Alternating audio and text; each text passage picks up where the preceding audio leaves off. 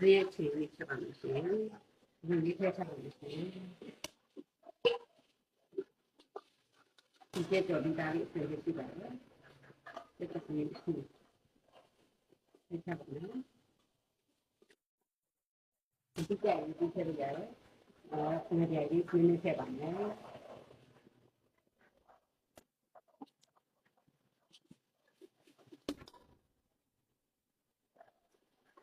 ဆက်ပြီးကစမီးရဒီလေးထည့်ချပါမယ်ကစမီးရဒီလေးစားရည်စိတ်နာဆိုဒီလိုက်တာဒီမှာစိတ်နာပါဗျာ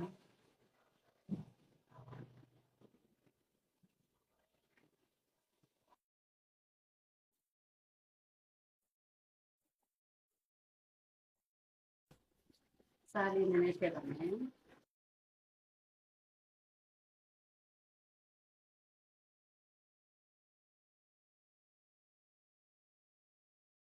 ဒီလေး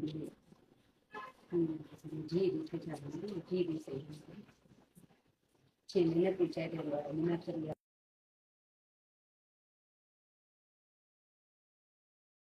ပြားရှိနေပြားထည့်လို့ရတယ်ပြားမရှိရင်ကြားလေးနည်းနည်းထည့်ပါတယ်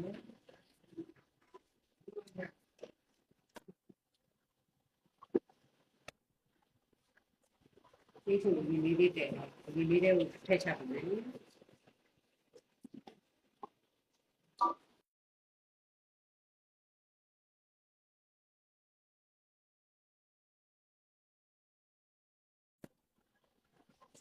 ပုံမှန်ဒီလ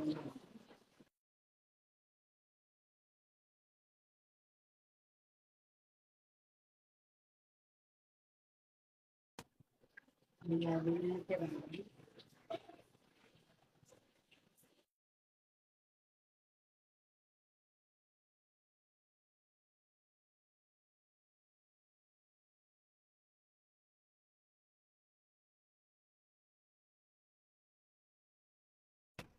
ဒီနေ့ချင်းလေးရပါပြီရှင်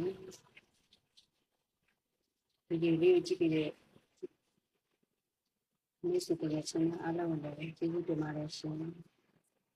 နောက်ပဲအားပေးပါအောင်ရှင်